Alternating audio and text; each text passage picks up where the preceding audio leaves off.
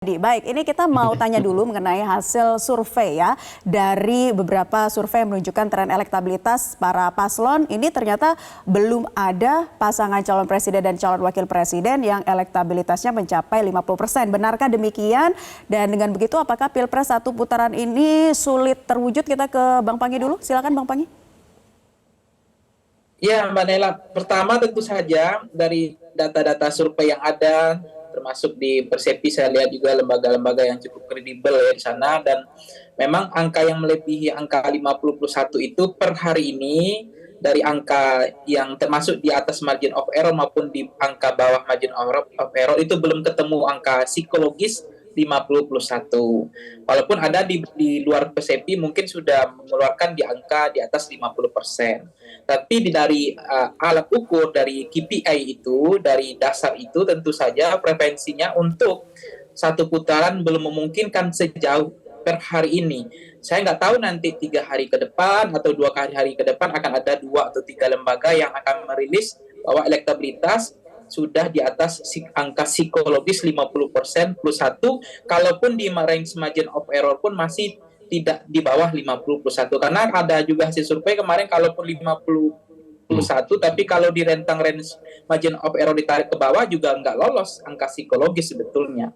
Nah, kalau yang kedua Mbak Naila, kalau kemudian ada kampanye satu putaran itu nggak salah juga, tetapi itu kan tidak berdasarkan based on data hasil preferensi survei, baik zoom out maupun capture ataupun peta elektoral terkini gitu.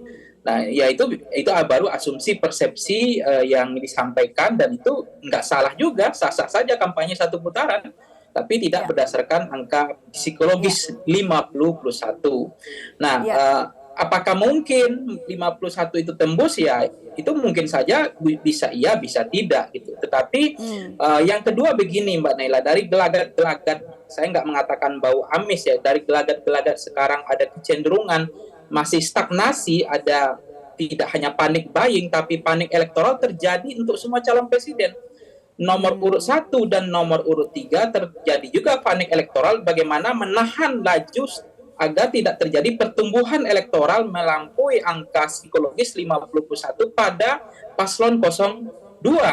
Menahan itu supaya mereka bisa masuk pada lap kedua, tarung bebas pada pertarungan pada lap kedua, artinya putaran kedua, supaya adakan peluang untuk 01 dan 03. Tetapi juga terjadi panik elektoral, maksud saya bukan panik buying ya, panik elektoral pada 02, karena stagnasi tidak adanya kepastian atau tebalnya angka 50+1 itu. Nah, kemudian ada indikasi-indikasi bansos ya, kemudian ada BLT yang dimajukan sebelum 14 Februari dibagikan dan dirafel menjadi 600.000. Kemudian ada bansos yang 498 triliun dibagikan langsung oleh presiden, tidak melalui menteri, dan itu kemudian terkesan persepsi publik bahwa itu adalah kerja keras presiden. Dan rasa terima kasih rakyat juga akan melihat bahwa ini bukan kerja bersama, bukan kerja DPR atau pemerintah atau bantuan pemerintah, tapi terkesan juga. Dan kita nggak nyalahkan juga, ini persepsi publik ya, bahwa itu bantuan Pak Jokowi. Dan mereka juga merasa terbebani, nggak enakan kalau nggak milih Prabowo Gibran. Karena kalau mereka dikatakan nggak milih Prabowo Gibran, nanti BLT-nya nggak lanjut 600.000 loh. Bagi rakyat itu kegembiraan, angin segar sekali. Kemudian ada bansos yang begitu besar, 468 triliun, setara dengan anggaran COVID 2 tahun, 2020 sampai 2022, 498 triliun.